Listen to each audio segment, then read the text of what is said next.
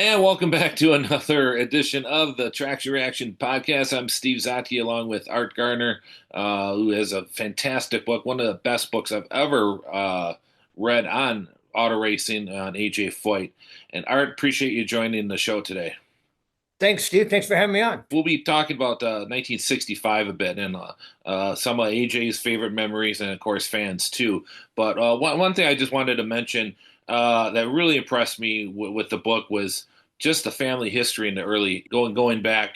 Talk about how you went about doing that with because most biographies. Well, I mean, let's admit, I think most racing fans. I know I did. I mean, when I was in study hall, I was reading Joe Scalzo and and the Bill Libby book and Bill Neely books on Foyt, and those were I mean for the time they were good. But I think this book is I mean you really left no stone unturned. I kind of get into his family background just briefly. Well, early on, I asked AJ about, his family background. Where did his dad come from? And really, he had no idea. He had no idea how his mom and dad had even met, and he had no interest in it. I talked to AJ's sister, Marlene, who had the same response. My dad said we had our family, and that's all that mattered. So it was really, I just started from scratch trying to do kind of a family research on the Foyts. I thought it was important to show where they came from, where AJ and his dad, Tony, what were their backgrounds, what made them the way they were. And I tracked it back to in the mid 1800s in Czechoslovakia, which is now the Czech Republic. And they came to the United States. Came in through Galveston, which was a major port of entry in the late 1880s. Moved up to northern Texas, and really were going to be farmers until a major, once in a lifetime, once in a century flood hit, and they had to move to Houston. And that's really what launched their family into the auto business. As they moved to Houston about the same time that the auto business was taken off, the oil business was taken off. Foyt's grandfather, who he never met, opened a garage to service cars. And that's really how they started getting involved with that. The Galveston thing was really interesting because yeah, that was the place that was the port, and that pretty much got wiped out in the 1900 hurricane. And you talk about in Houston wasn't that big of a town back then, and it's interesting how history can change and because of natural disasters or whatever political situations whatnot. But there's one where the natural disaster where who knows, you might be the Galveston Texans and the Right. Galveston Rockets instead of the Houston Rockets now. That could be the place to be, but now it's Houston. So I thought that was really interesting. Let's talk about 1965. And you got 1964, of course. Foyt wins 10 out of 13 races, just dominates in his roadster, and wins the Indy 500 and just dominates the fairgrounds in the dirt car series in the summer and that. Which was really important. You look back to guys that won national championships, even like say Tony Bettenhausen in that, and Jimmy Bryan in the '50s. Those are guys that ran really strong at Springfield, Syracuse, DuQuoin, which was very important back then. Foyt was another one. Roger Ward was just before Foyt. Roger Ward was another one who was very good on the dirt. But here you got AJ Foyt dominating. I'm reading about Bignotti and Foyt, and it kind of, you got two big egos there, and it kind of reminds me of Jimmy Johnson and, with the Cowboys, or Billy Martin with George Steinbrenner, and it's the two Eagles couldn't live too long together, could they? No, they really couldn't. AJ's coming off the best year perhaps ever for a race car driver. Finishes second to football's Jimmy Brown in the Athlete of the Year voting. Actually gets more first place votes. Probably should have won it anyways. But so he comes in as about as high as any race car driver has been in sports. Is highly evaluated. He also won in Daytona that year in '64 in his first stock car victory. So he comes in on a roll for sure in the 65, but they're also switching to a rear engine car at that time. Him and Big Nine had been to Europe looking for rear engine cars, came back without one, and they got a year-old Lotus that they're running. So that was hard on both of them, and both of them had very strong opinions on how a car should be set up, and they didn't always agree. And they were both in uncharted territory with the rear engine car, so that was a real challenge for those two. And as you said, they were both very opinionated, and they had a hard time getting along and working through that. Many people are familiar with the Indy 500, with the famous pole day. Foyt bringing back the track record to the United States. But of course, it was Jimmy Clark that dominated the race. Langhorne, you had a DNF. And then Johnny Paulson comes aboard, who was Parnelli Jones's and the Agajanian mechanic. It was a situation with Bignati where there was a big fight, and they decided to finally part ways, which they had done, I believe, earlier, a couple of years earlier, but they were able to make amends. But this time, there was no making up, was there? Nope, it happened at Langhorne was where really everything exploded. Uh, AJ didn't like the car at all, said it was undrivable, and told him to load up the car and take it home. Big Natty says, "Well, you don't have to drive it, but I got a dozen drivers here that want to drive it, including Joe Leonard, who happened to be standing there." Hmm. Joe Leonard said years later that he heard words come from Foyt that he'd never heard before, and that he would hit him over the head with a helmet if he had been delivered towards Leonard. So it was obviously a pretty rough argument that happened. Uh, and it seems like maybe Big Natty was already working on something because within 2 weeks he announced a deal with John Meekum down in Houston that included Roger Ward and the Lolas that would run the following year and win the race with Graham Hill driving. So Big Natty moaned and groaned initially that he was left out all by himself, but he had a new deal set in 2 weeks. Paulson supposedly quit Agajanian, and Agajanian actually, or Parnelli, it was either Parnelli or Agajanian said, we've been having some issues with Paulson. Was it Parnelli or Agajanian talked to Floyd about Paulson? It was Agajanian. You know, didn't want to warn him off entirely, but expressed some concern that maybe it wouldn't be a good fit for AJ and Paulson either. Parnelli was extremely loyal to Paulson. They had been together, and Paulson had been a fairly good midget and sprint car driver back in the late 1950s and that, Mm-hmm. and ran against AJ from the AJ's first days in the mid 50s in the sprint cars. So they were very familiar with each other.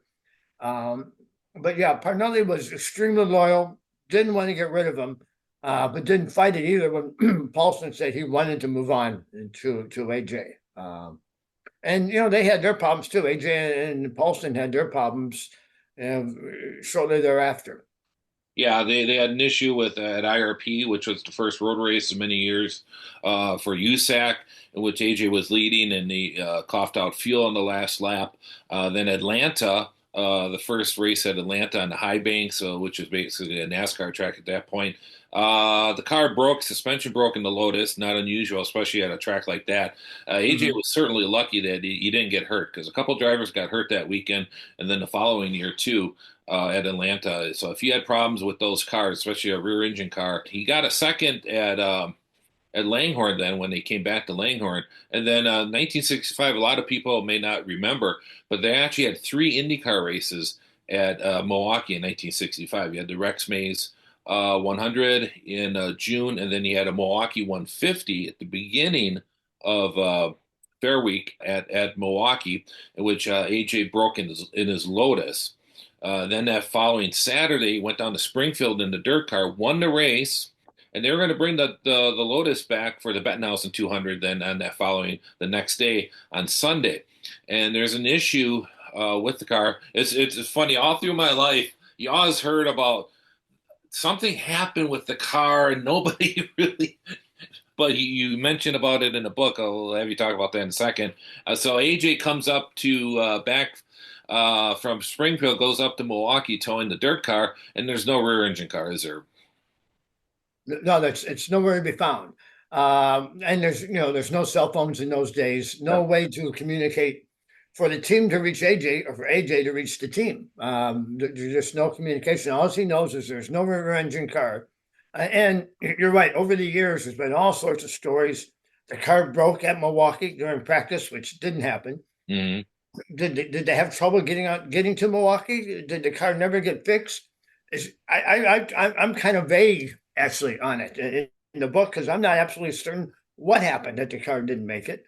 It appears that they didn't get the repairs done on it in Indianapolis, and so it never left there. But I'm not absolutely certain that's the way it happened. And Yeah, AJ has told stories several different ways. right. But anyways, the car wasn't there. So AJ turns to his dirt car and says, "Well, that's all we got. Let's put that out there." He goes out and runs his first couple of practice laps, finds some new tires, puts them on there, runs some practice laps, comes in, and I think it's Steve Stapp is the guy who says, "Hey, look at your stopwatch. You're the fastest guy out there." And AJ reads him a riot act about not being able to, in very colorful language, about not being able to read a stopwatch. And then somebody else said, "AJ, you're the fastest guy out there." And he didn't believe it, but he was. I think he qualified second to Dan Gurney for the race. No, he qualified on the pole. Did he? Yeah, he Okay. got the Yeah, pole. I Then lose track Gurney, of all the races a little bit sometimes. yeah, no, that's fine. And Foyt was on the pole and Gurney was alongside. And there's a famous shot. I'll put it up on the video here of after Foyt looking down at Gurney and Gurney looking up Yeah. at Foyt. It's a great photo as they're coming down the backstretch. And Steve Stapp, uh, one of the great characters in racing. And he told me the story a couple times, and Stapp was a great storyteller. And he goes, Stapp said, he goes, AJ goes to me, "You fat dumb son of a bitch, you don't even know how to read a stopwatch." He said, "Well, then you go ahead and time it yourself while you're in the car." So, but yeah, uh, Stapp was a very talented built a lot of sprint cars. He was inducted in the Sprint Car Hall of Fame because of his prowess as a team owner and builder of sprint cars. Actually, drove sprint cars too. He was a son of Babe Stapp, who was a famous driver in the 30s, and kind of sized himself out of sprint car racing. Steve was a big boy back in the day, and beautiful sprint cars, and had a lot of success later with Pancho Carter. But in the race, the rear engine cars, passed the Bettenhausen was a 200-mile race, and of course, a dirt car is only designed to run for 100 miles, so they had to take a long pit stop, didn't they, Art? And they had some issues. Yes, they did. They had to not only add fuel, they needed tire as well. And that, extended their pit stop. But still, AJ came back to finish second, I believe. Is Yep. that? And Uh, and Bobby Unser qualified a dirt car in that race too. That's sometimes overlooked. AJ wasn't the only dirt car in that field. Bobby Unser had one. He was yeah, qualified like ninth or something like yeah, that. it was a transitional period at that point where it was a little tough to do. Foynton kind of went on a run there at the end of the season, winning four of the last seven races. Eventually finished second in points, and one of the. I mean, it's nice that drivers have their numbers now. AJ eventually became the 14, but back in those days, a lot of times, some of the younger viewers may wonder why did the drivers change numbers in that. And a lot of times they took the number where you finished in the points. So if you want to know where AJ finished in the points the previous year, just look at his car number. So in '61 when he won for his first Indy 500, he was the reigning national champion, and then like '63 when he had some issues, he was number two.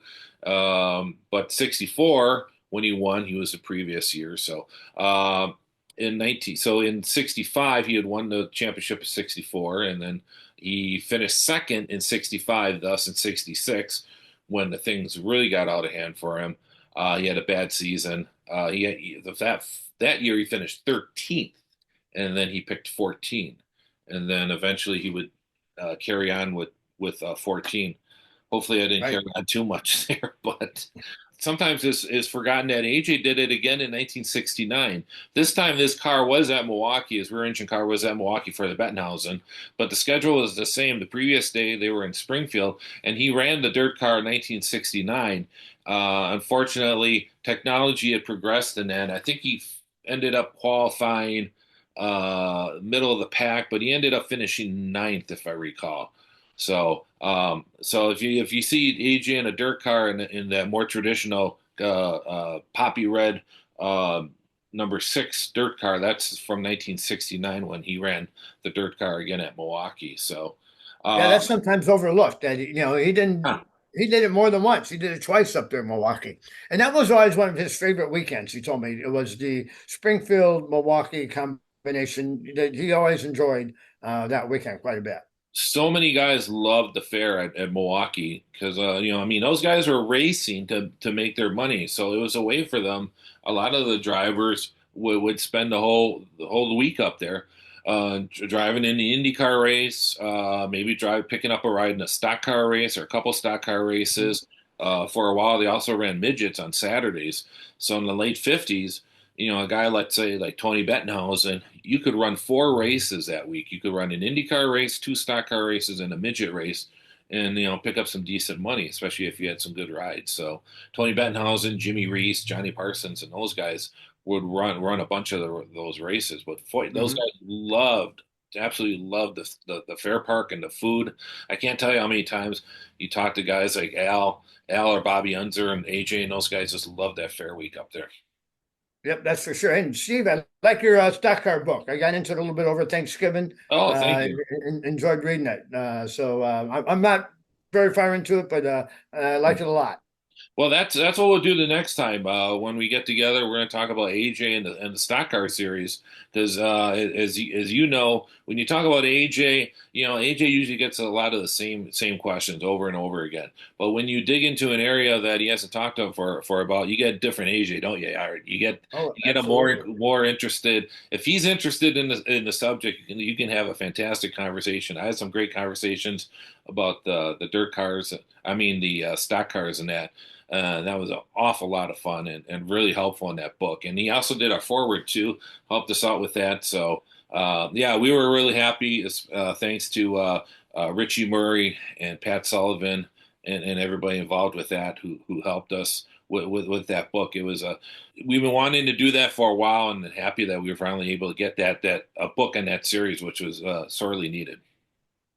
Absolutely. Yeah, it was a lot. It's a lot of fun catching up with that. Yeah, AJ really enjoyed running in that series too with Jack Boucher and those guys. Hmm. So, but yeah, AJ the '65 season, rough start to the season, but by the end of the season, he was really starting to hit his stride. The more, let's say, modern, I guess, Foyt team come out of the other side in '67. When he comes in, when him and his dad is chief mechanic, but AJ was certainly a hands-on mechanic in that and builder. Basically, a Coyote was a rear-engine car that was built his way, beefed up to withstand the rigors of championship racing, wasn't it?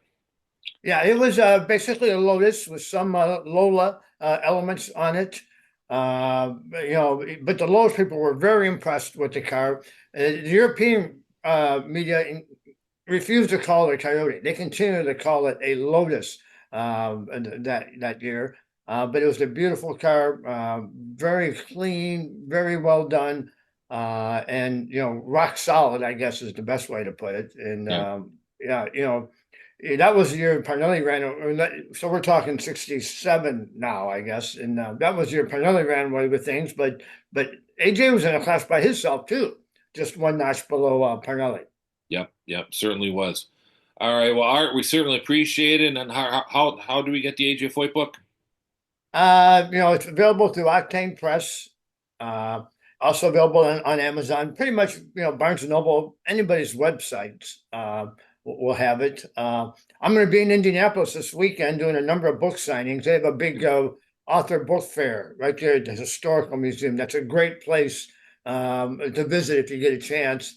And then some other bookstore signings as well. So Marie Hall's place in Yes. Indianapolis. I don't know Yep. if you've ever been there, but Oh it's a yeah. pretty cool little store. So Yep. It is. I'll do that Friday night, this Friday night. So One more point I just want to bring up. It's interesting.